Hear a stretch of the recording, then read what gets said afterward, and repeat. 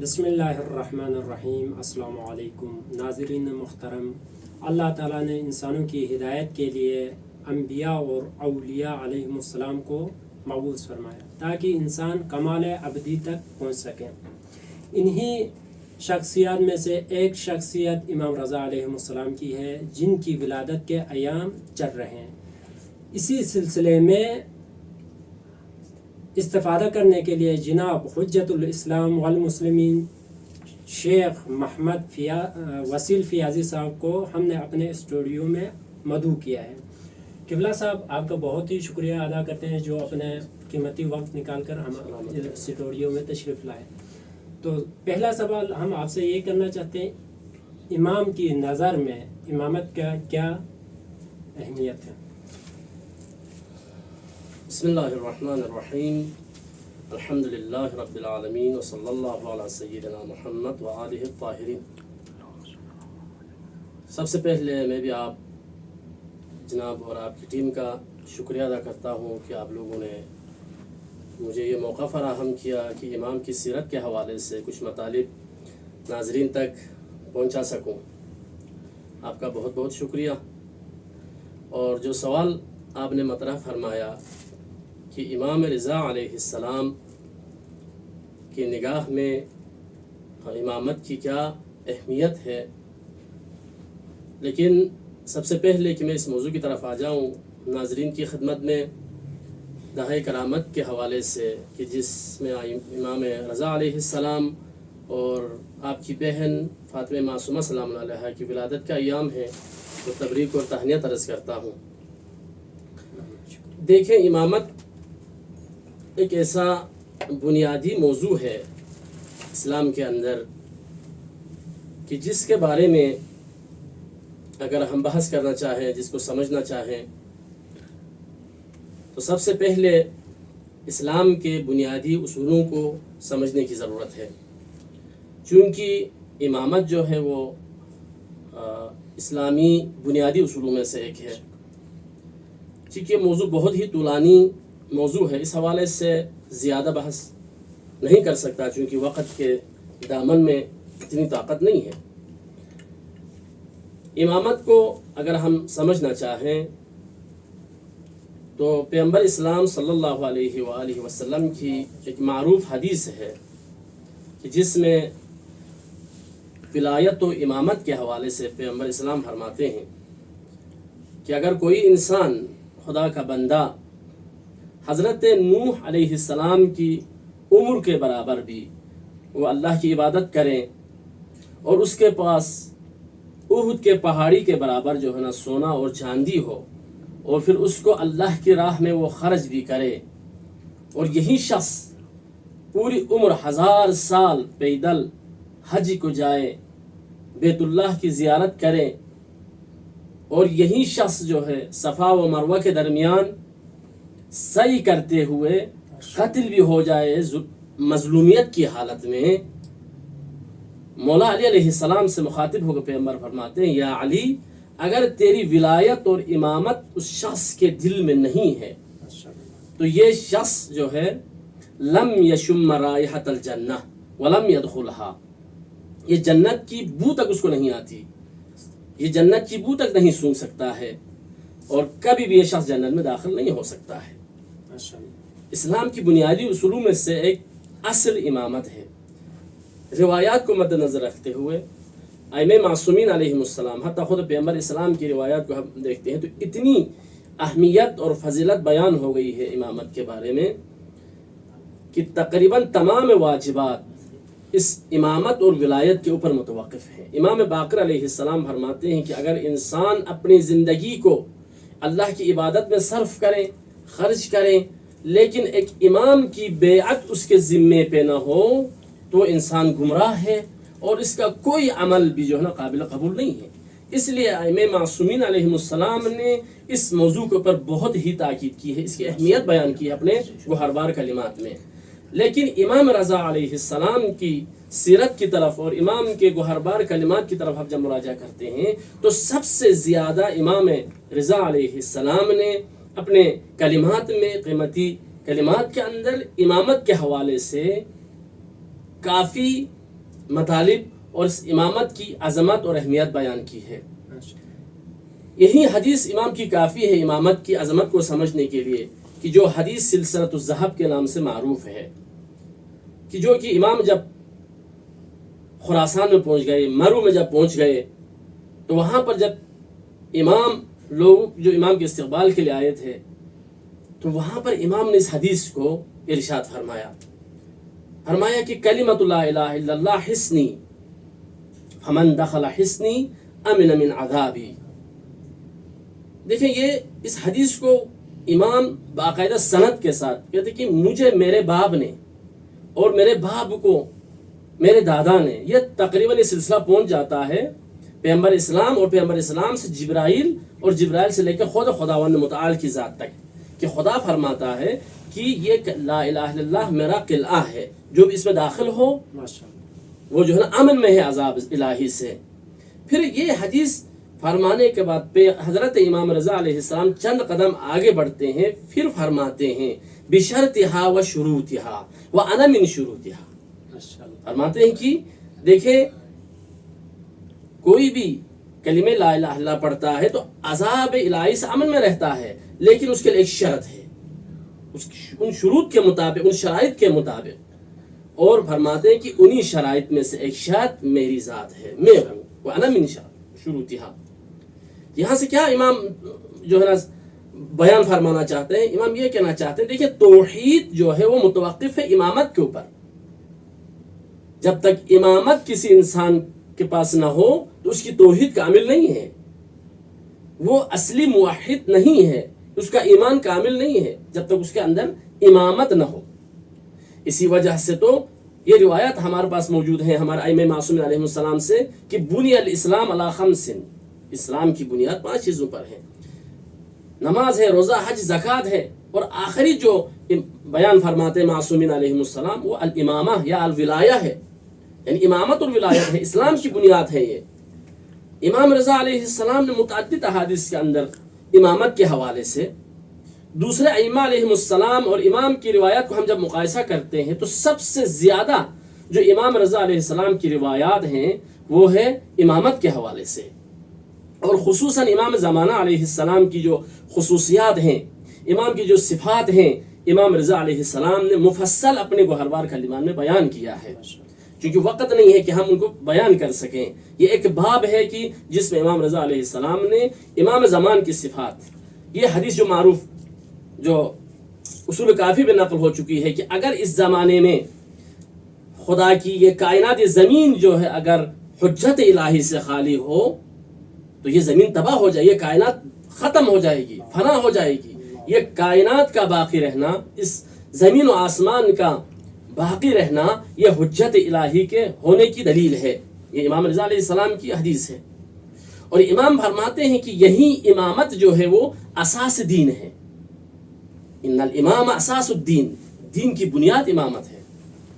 اور یہ فرماتے ہیں کہ اور ایک دوسری حدیث میں امام فرماتے ہیں کہ ان الامامت عز المؤمنین، امامت جو ہے نا مؤمنین کی عزت ہے۔ اگر مؤمنین کے لیے، مسلمانوں کے لیے عزت ہیں، اگر عزیز ہیں، دوسروں کے اوپر غالب ہیں، تو یہ امامت کی وجہ سے ان کو غلبہ مل سکتا ہے۔ اگر یہ امامت ان کے پاس نہ ہو، امامت سے اگر خالی ہو تو وہ عزت اور وہ عظمت مسلمانوں کے لیے حاصل نہیں، جس کی وجہ سے ہم مشاہدہ کرتے ہیں آج کل کے دور میں کہ مسلمان جو مشکلات میں پڑے ہوئے ہیں، یا پیغمبر اسلام کی وفات کے بعد، رحلت کے بعد جو مشکلات پیش آ گئے، یہ امامت سے دور ہونے کا اور ولایت سے دور ہونے کا نتیجہ تھا، جس کی وجہ سے مسلمان مختلف گروہوں میں، مختلف جو ہے وہ طبقوں میں، مختلف فرقوں میں بٹ گئے۔ وہ امامت سے دور ہونے کا نتیجہ ہے۔ اگرچہ مفصل بحث ہے اس میں، تو امام رضا علیہ السلام کی زندگی کا ایک مہم ترین پہلو یہی ہے کہ امام نے امامت کے حوالے سے مفصل امام کی عظمت بیان کی ہے، کہ امامت کو دین کی بنیاد قرار دی ہے، امامت کو مومنین کے لیے عزت قرار دی ہے، نظام اسلام جو ہے وہ امامت ہے۔ تو بہت سی اور بھی روایات ہیں کہ جس سے امامت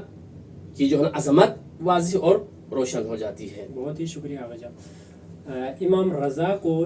ضامن آہو کیوں کہتے ہیں اور اس کا کیا فلسفہ ہے آغا جان؟ دیکھیں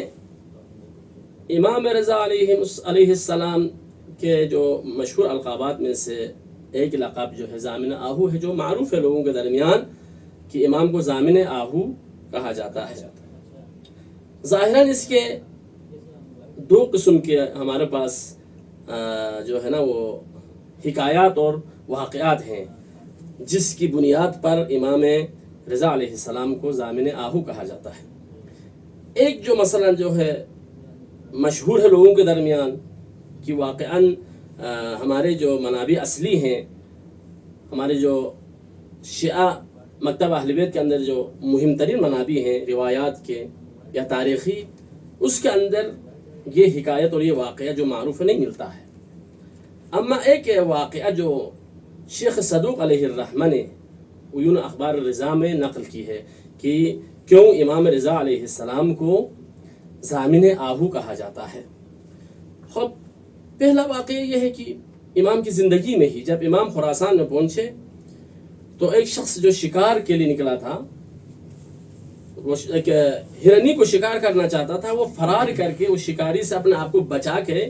وہ ایک ایسی جگہ پہ پہنچ جاتی ہے کہ اتفاقاً امام وہاں پر حاضر ہوتے ہیں، تو یہ امام کے پاس جا کے پناہ لیتی ہے۔ تو امام علیہ السلام جو ہے اس شکاری سے کہتے ہیں کہ آپ اس کو آزاد کریں، اس کے بدلے میں آپ کو پیسے دے دوں گا، آپ جو چاہے میں دیتا ہوں۔ وہ اصرار کرتا ہے۔ میں مختصر اس واقعے کو بیان کروں گا، البتہ منابع ہمارے جو معتبر منابع میں یہ قصہ نہیں ملتا ہے، لیکن بعض نے یہ نقل کیا ہے، لیکن شیخ صدوق اس کو مانتے نہیں ہیں۔ جب امام نے کہا کہ میں آپ کو پیسے دے دوں گا، اس ہرنی کو چھوڑ دیں آپ، تو شخص کہتا نہیں، مجھے پیسے بھی نہیں چاہیے، مجھے وہی ہرنی ہی چاہیے، میں اپنے اسی کے پیچھے میں آیا ہوں، اسی کو ہی لے جاتا ہوں۔ تو پھر ہرنی جو ہے نا وہ آواز اس کی جو ہے نا وہ زبان کھل جاتی ہے، وہ امام سے مخاطب ہو کر یہی کہتی ہے کہ یا امام، میں جو ہے نا اسے ڈر کر جو ہے نا میں آپ کے پاس نہیں آئی ہوں، اور میرے 2 بچے ہیں، وہ ابھی بھوکے ہیں، میں ان کو دودھ پلاتی ہوں، ان کو سیر کر کے میں واپس آ جاؤں گی، اس وقت تک آپ میری ضمانت دے دیں اس کو۔ تو امام ضمانت دیتے ہیں، پھر یہ ہرنی چلی جاتی ہے، اور اس وقت تک امام جو ہے نا اس شکاری کے پاس بیٹھتے ہیں کہ ہرنی واپس آنے تک۔ پھر یہ جا کر بچوں کو دودھ پلا کے جب آ جاتی ہے تو یہ شکاری جو ہے نا وہ اس حیوان کے، ایک حیوان ہے ہرنی، دیکھیں اس کی وعدے کی وفا کو جب دیکھتا ہے یہ شخص تو یہ خود وہاں پر بدل جاتا ہے اور اس کی حالت تبدیل ہو جاتی ہے۔ دیکھیں کہ حیوان ہے لیکن کس حد تک اپنے وعدے کے اوپر وفا کرتا ہے یہ حیوان۔ تو اس نے یہاں سے ہی یہ قصد کر لیا کہ میں نے اس ہرنی کو آزاد کر لیا، مجھے ہرنی کی ضرورت نہیں ہے۔ تو ایک بعض لوگ اسی کو مبنا بنا کر امام رضا علیہ السلام کو ضامن آہو کہتے ہیں، یہ معروف ہے لوگوں کے درمیان، لیکن اصل جو واقعہ ہے وہ مرحوم شیخ صدوق جو ہے عیون اخبار الرضا میں نقل فرماتے ہیں کہ کیوں ضامن آہو کہا جاتا ہے۔ فرماتے امام کی شہادت کے بعد کافی سال بعد یہ واقعہ پیش آیا ہے۔ ایک شخص جو خراسان میں ہوتا تھا، حاکم راضی کے نام سے، وہاں ایک شخص اس کے پاس تھا، اس کو کسی شخص کے پاس بھیجتا ہے یہ، تو وہ جو وہاں رہنے والا کوئی شخص تھا، اس کے پاس کوئی خبر یعنی مثلا کوئی جو ہے نا وہ نامہ لے کے درخواست لے کے جاتا ہے۔ تو جمعرات کا دن تھا، یہ شخص جو اس حاکم کی طرف سے آیا تھا یہ امام رضا علیہ السلام کی زیارت کے لیے جانا چاہتا ہے، جمعرات کا دن ہے۔ تو شیخ صدوق فرماتے ہیں کہ یہ جس کے پاس یہ شخص آیا تھا وہ اسے کہتا ہے کہ دیکھیں آپ جا رہے ہیں امام رضا علیہ السلام کی زیارت کے لیے جا رہے ہیں، تو یہ واقعہ بھی آپ مجھ سے سنیں تاکہ آپ کا ایمان تازہ ہو جائے۔ میں جب جوان تھا، یہ شخص بیان کرتا ہے، میں جب جوان تھا تو میں اس امام رضا کا کوئی خاص عقیدت نہیں رکھتا تھا، اور امام کے زائرین کو تنگ بھی کرتا تھا۔ کبھی دور سے جو زائرین آتے تھے تو ان کو میں لوٹتا بھی تھا، بہت اذیت میں کرتا تھا۔ لیکن ابھی میں امام کا شیرائی ہوں اور میں ہمیشہ امام کے پاس جاتا ہوں اور اسی امام سے میں اپنی حاجات کو لیتا ہوں۔ وہ اس طرح ہوا کہ میں نے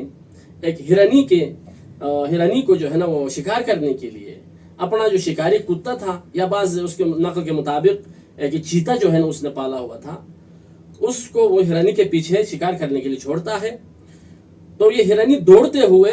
امام رضا علیہ السلام کے حرم میں پہنچ جاتی ہے۔ ادھر پہنچنے کے بعد جب وہ چیتا یا جو شکاری کتا تھا وہ اس کے دنبال کرنا چاہتا ہے تو اس وقت یہ دیوار پر جب ٹیک لگاتی ہے تو یہ کتا یا یہ چیتا جو ہے نا وہ آگے حرکت نہیں کر رہا ہے. 2 مرتبہ 3 مرتبہ 4 مرتبہ یہ شکاری کتا جو ہے نا حملہ کرنا چاہتا ہے، لیکن جب وہ دیوار سے ٹیک لگاتی ہے وہ ہرنی تو یہ جو ہے نا دور ہو جاتا ہے. تو پھر اس طرح ایک دروازہ ایک کھڑکی سے یہ ہرنی اندر چلی جاتی ہے. یہ شخص کہتا ہے کہ میں بھی ادھر چلا گیا اندر، دیکھا تو وہ نہیں ہے اندر، ہرنی نہیں ہے. پھر ہرنی کے آنے اور جانے کے جو اس کے پاؤں کے جو نشان ہیں لیکن ہرنی نہیں ہے. سوال کرتا ہے کہ یہاں پر ایک ہرنی آ گئی وہ کہاں ہے؟ تو ادھر سے جواب دینے والے کہتے ہیں کہ ہمیں پتہ نہیں ہے. تو یہاں سے میں متاثر ہو گیا. متاثر ہونے کے بعد امام کی ایک عقیدت میرے دل میں پیدا ہو گئی. پھر میں نے توبہ کیا اپنے ان کاموں سے. پھر امام رضا علیہ السلام کے قبر مطہر پہ جا کر میرے لیے بیٹھا نہیں تھا، اپنی حاجت کو امام تک میں نے پہنچایا. امام کو کا واسطہ دے کر اللہ کی درگاہ میں نے جب اپنی حاجت بیان کی تو اللہ نے مجھے بیٹا عطا کیا. پھر کسی وجہ سے میرا یہ بیٹا، ایک نقل میں یہ کہ بیٹا جو ہے نا فوت ہو گیا یا کسی نے مارا اس کو، جس کے نتیجے میں کیا ہو گیا، میں نے پھر دوبارہ امام کی بارگاہ میں گیا اور امام سے میں نے یہی التجا کیا، امام مجھے دوبارہ جو ہے نا بیٹے کی ضرورت ہے، مجھے یہ حاجت پوری فرمائے. دوبارہ اسی امام کے واسطے سے، اسی امام کے جو ہے نا صدقے میں خداوند متعال نے مجھے دوسرا بیٹا عطا کیا. شیخ صدوق اس روایت کو نقل کرتے ہیں کہ جس کی وجہ سے کہتے ہیں زامن آہو. اور جو اسی میں جو آپ نے ایک تتمے کے طور پر بیان کیا وہ یہ کہ امام زامن جو بنایا جاتا ہے، دیکھیں اس کی کیفیت کے بارے میں ہمارے جو ہے نا منابع کے اندر کوئی خاص چیز بیان نہیں ہو گئی ہے. یہ لوگوں کے درمیان معروف ہے. اگرچہ مثلا سفر پہ جاتے وقت یا جناب علی کسی کی شادی ہو رہی ہو، دلہن گھر سے نکالتے وقت امام زامن کے نام پر کچھ پیسے نکالتے ہیں یا کچھ اس کے بازو میں باندھتے ہیں. خود دیکھیں امام کے نام پر صدقہ دینا، امام کے نام پر جو ہے نا خرچ کرنا، نظر و نیاز دینا ایک اچھا عمل ہے. سفر پہ جاتے وقت صدقہ دینا ایک اچھا عمل ہے. لیکن جو کیفیت ہمارے لوگوں کے درمیان جو معروف ہے امام زامن کے نام سے، خود اسی حوالے سے جو ہے نا اسی کیفیت کے ساتھ بندے حقیر نے، میں نے خود کسی معتبر تاریخ کی کسی کتاب میں یا روایات کی کسی کتاب میں اس حوالے سے کوئی خاص مطلب میں نے نہیں دیکھی ہے. بہت شکریہ عابد جان. اگلا سوال امام رضا کی سیرت کے حوالے سے شیعہ علماء کی کیا ذمہ داری ہے؟ دیکھیں کہ بہترین اور مفید سوال آپ نے مطرح کیا. سب سے پہلے ہمیں یہ دیکھنا پڑے گا کہ دیکھیں ہمارے ائمہ علیہ السلام کی جو زندگی ہے وہ تمام عالم انسانیت کے لیے نمونہ ہے. ان کی سیرت پہ چل کر انسان کامیاب ہو سکتا ہے، دنیا و آخرت اس میں وہ کامیاب ہو سکتا ہے.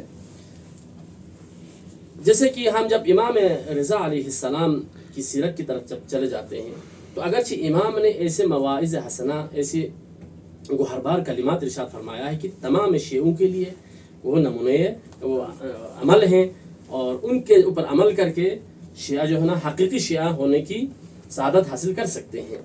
لیکن علماء شیعہ چونکہ پیغمبر کے فرمان کے مطابق علماء جو ہے ورثۃ الانبیاء ہیں، انبیاء کے وارث ہیں علم و عمل میں. انبیاء کوئی مال کے تو وارث نہیں ہو سکتے ہیں، ان کے درہم و دنانیر کے تو مالک نہیں ہیں، وہ وارث نہیں ہیں علماء، بلکہ کیا ہیں ان کے علم کے وارث ہیں علماء. تو اس عنوان سے علماء کے بارے میں جو امام کی معروف جو حدیث ہے، یہی حدیث ہم امام صادق علیہ السلام سے بھی نقل ہو چکی ہے. چونکہ وقت نہیں ہے صرف اسی حدیث کو آپ کی خدمت میں بیان کروں گا کہ اسی سے ہمیں علماء کی کیا ذمہ داری ہے واضح اور روشن ہو جاتی ہے. وہ یہ کہ امام رضا علیہ السلام فرماتے ہیں کہ رحم اللہ عبدا احیا امرنا. راوی کہتا ہے کہ امام رضا علیہ السلام نے فرمایا کہ اللہ رحم کرے اس بندے پر جو ہمارے امر کو زندہ کرتا ہے. پھر راوی کہتے ہیں قلت له، میں نے امام سے سوال کیا کیف یحیی امرکم، کہ کیسے یہ شخص جو ہے نا آپ کے امر کو زندہ کرے گا، کیسے زندہ کرے گا؟ تو امام نے فرمایا یتعلم علومنا ویعلمها الناس، یعنی کہ وہ آتا ہے ہمارے مکتب کے اندر آ کر ہمارے علوم کو حاصل کرتا ہے، تحصیل علم کرتا ہے، معارف اہل بیت کو حاصل کرنے کے بعد دوسرے لوگوں تک پہنچا دیتا ہے، ان کو تعلیم دیتا ہے. اس کے بعد فرماتے ہیں کہ لو علم الناس محاسن کلامنا لاتبعونا، لوگ اگر ہمارے کلام اور ہمارے گوہربار کلمات کے حسن اور ان کی زینت کو جب لوگ سمجھیں گے، ان کو جان لیں گے، تو لاتبعونا، خود بخود وہ ہماری اتباع کریں گے۔ اسی حدیث کے اندر علماء کی پوری ذمہ داری اور پورا وظیفہ جو ہے وہ امام نے بیان فرمایا ہے۔ علماء کی ذمہ داری یہ ہے کہ مکتب اہل بیت سے معرفت اہل بیت کو اچھی طرح حاصل کریں، بہترین طریقے سے علوم آل محمد کو حاصل کریں، پھر عمل کرنے کے بعد یعلمہ الناس، ان علوم کو، ان معارف کو دوسروں تک پہنچائیں۔ امام کی سیرت میں سے ایک سیرت جو علماء کے لیے ضروری ہے وہ یہی ہے کہ بہترین طریقے سے سمجھے معارف اہل بیت کو، اس کے بعد ان بہترین معارف کو دوسروں تک پہنچائیں۔ جو معارف اہل بیت کے لیے تشنا ہیں، منتظر ہیں، عاشقان آل محمد ہیں، ان تک پہنچائیں ان علوم کو۔ اگر واقعاً خلوص کے ساتھ علم اور عمل کے ساتھ ساتھ اگر یہی علماء، یہی مکتب اہل بیت کے متعلمین اور شاگردین جو ہیں اگر انہی علوم کو دوسروں تک پہنچائیں تو انشاءاللہ امام کے اس فرمان کے مطابق تمام لوگ امام کی ان بہترین کلمات کے اوپر عمل کریں گے، وہ پیرو اہل بیت علیہ السلام ہوں گے۔ تو علماء کی ذمہ داری جو، البتہ دوسرے بھی بہت سے پہلو ہیں کہ اس عنوان سے بھی علماء کے لیے امام کی سیرت جو ہے نا وہ نمونہ عمل ہے، لیکن جو امام نے صریحاً جس روایت کے اندر فرمایا ہے کہ علماء کو کیا کرنا چاہیے، ان کی ذمہ داری کیا ہے، یہ ہے کہ سب سے پہلے علم حاصل کریں، اس کے اوپر عمل کریں، کرنے کے بعد ان بہترین علوم کو، ان معارف اہل بیت کو جو ہے لوگوں تک پہنچائیں۔ بہت ہی شکریہ آغا جان، آپ نے اپنا قیمتی وقت نکال کر ہمارے اس اسٹوڈیو میں تشریف لائے، تو ہم آپ کو ایک بار پھر سے شکریہ ادا کرتے ہیں۔ تو ناظرین، ہمارا پروگرام اختتام کو پہنچنے جا رہا ہے، تو انشاءاللہ ہم اگلے ویڈیو کے ساتھ آپ کے خدمات میں حاضر ہوں گے۔ والسلام علیکم ورحمۃ اللہ وبرکاتہ۔